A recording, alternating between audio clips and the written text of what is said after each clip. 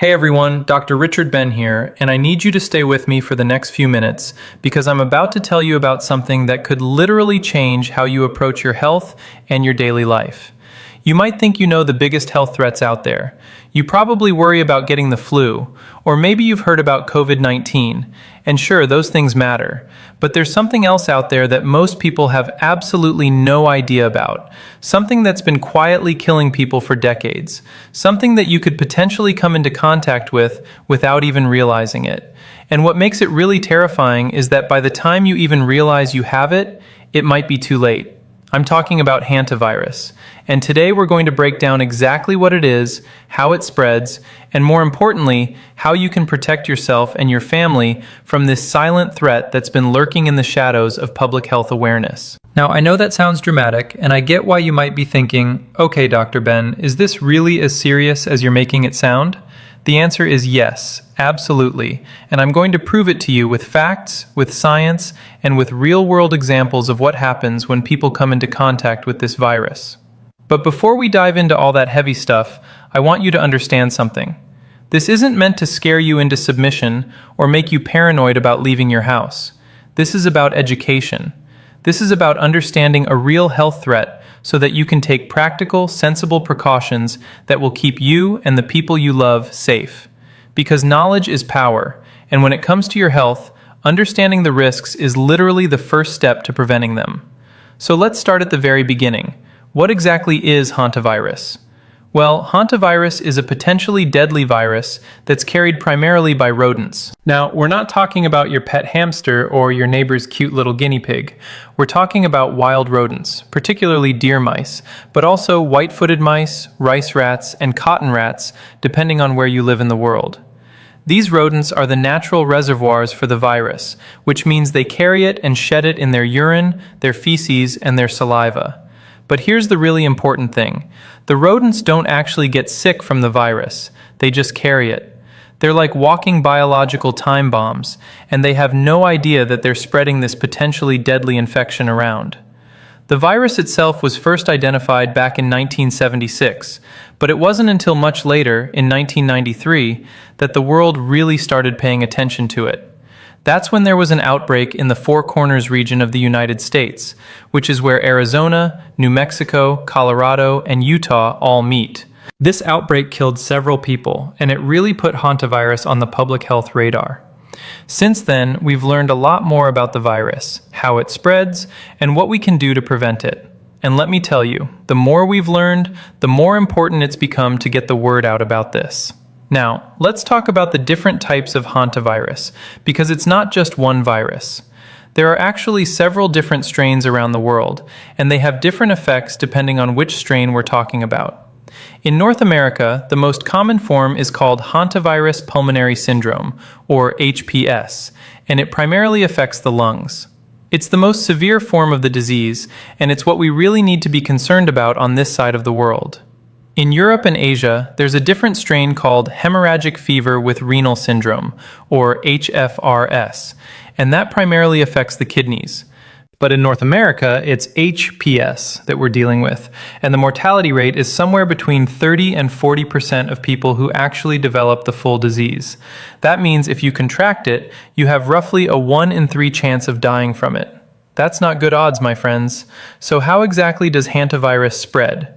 This is the critical information that most people don't understand, and it's the part that can actually protect you if you know how to do it right. The virus spreads when you inhale dust or air that contains the virus. It comes from the urine, feces, or saliva of infected rodents. So if you're cleaning out a storage shed or an attic or a garage, and there are mice or rodents that have been living there, they've been leaving their droppings everywhere.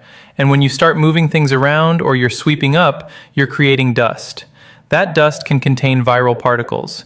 You breathe it in, and now the virus is inside your body. It's not spread through direct contact with a mouse. You don't have to touch it.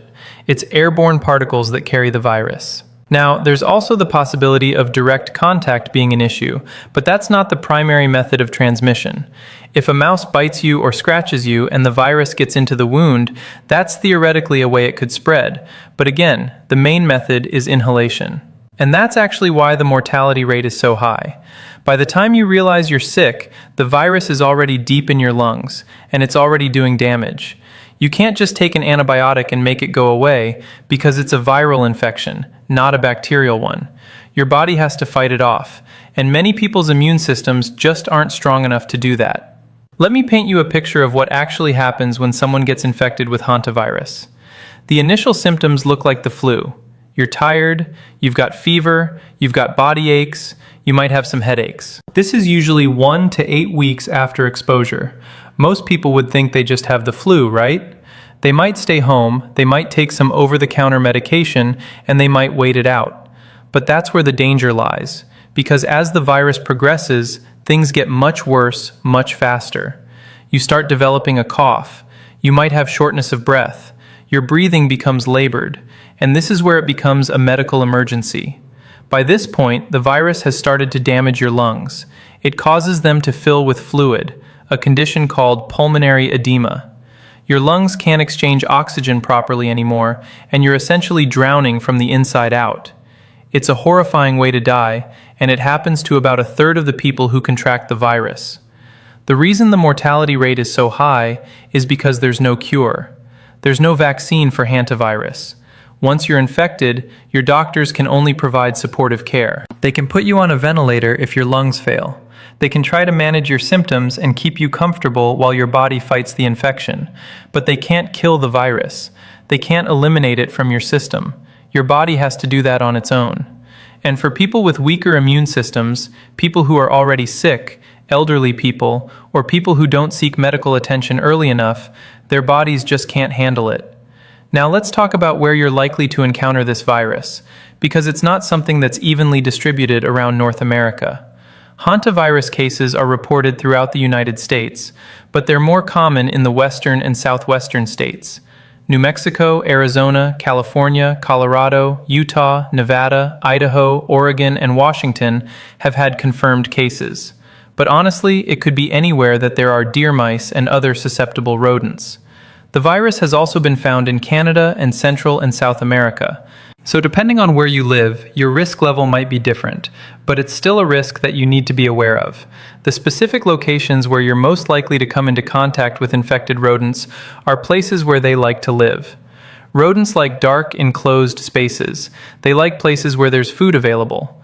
So your attic, your basement, your garage, your shed, your barn, storage areas, cabins, old buildings that have been abandoned or aren't used frequently.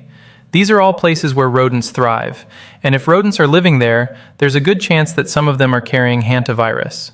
If you spend time cleaning or working in these kinds of spaces, your risk of exposure goes up significantly. Let me give you a real-world example to illustrate how serious this is. There was a woman named Darlene Hamlin who lived in California. She was a healthy woman in her 30s, and she went into a storage area to clean it up. She was probably exposed to dust containing hantavirus, though we'll never know for certain exactly when or how she was exposed. A few weeks later, she started feeling sick. She had fever, fatigue, body aches. She thought it was the flu. She went to the doctor, and they basically told her the same thing. But then her condition deteriorated rapidly. Within days, she was in intensive care on a ventilator, and within a couple of weeks, she was dead. Her story is not unique. There are dozens and dozens of similar stories across North America, where otherwise healthy people have contracted hantavirus and died from it. So, what can you do to protect yourself? Well, this is the empowering part. There are very specific, very practical steps you can take to dramatically reduce your risk of exposure to hantavirus. The first thing is to be aware. Know what the risk is. Know that it exists. Many people never think about hantavirus because it's not something that's talked about regularly in the media.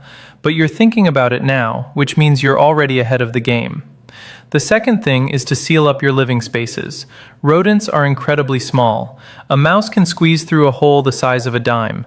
So you need to inspect your home, your garage, your sheds, and seal up any cracks or holes that you find.